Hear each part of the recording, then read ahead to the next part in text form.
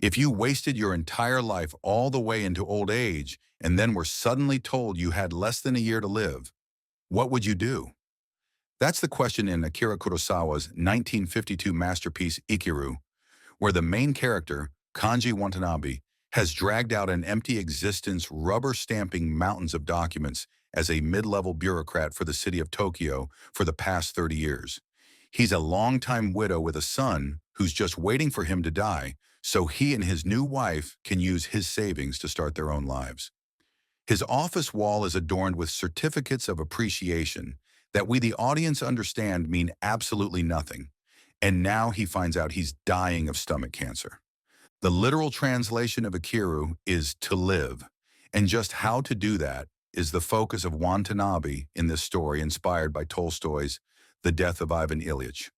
When all you've ever known is mechanical routine, and your young colleagues at work call you the mummy, someone who's neither dead or alive, is it possible to kickstart your life at the very end of it? A slave to his own monotony, shackled to a system that encourages and thrives on inertia, he now has to confront all those wasted years and work to find a way to create firm ground in his final days.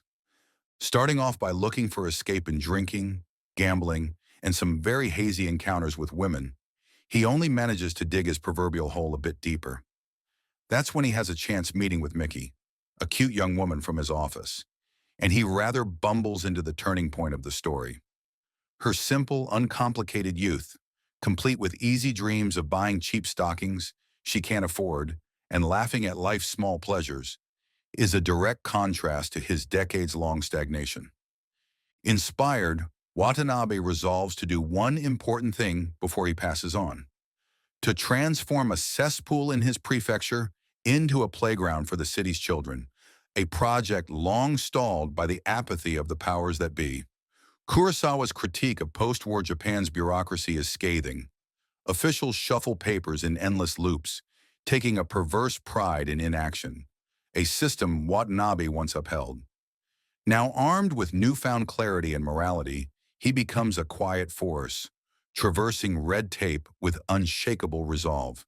He pleads with colleagues, bows to superiors, and persists despite their dismissive snubs, defying the inertia around him. Takashi Shimura's performance, a revelation of restraint, conveys Watanabe's transformation from mummy to a man alive with purpose. More than 70 years later, Ikiru is still one of the best films you could ever hope to watch. In an era of superhero blockbusters, computer-generated images, and franchises that never cease to dilute themselves in quality, this one-off film simply states that life is God's great gift. It is our human duty to enjoy it, and it is a desecration to waste. That's my video. I'll see you in the next one.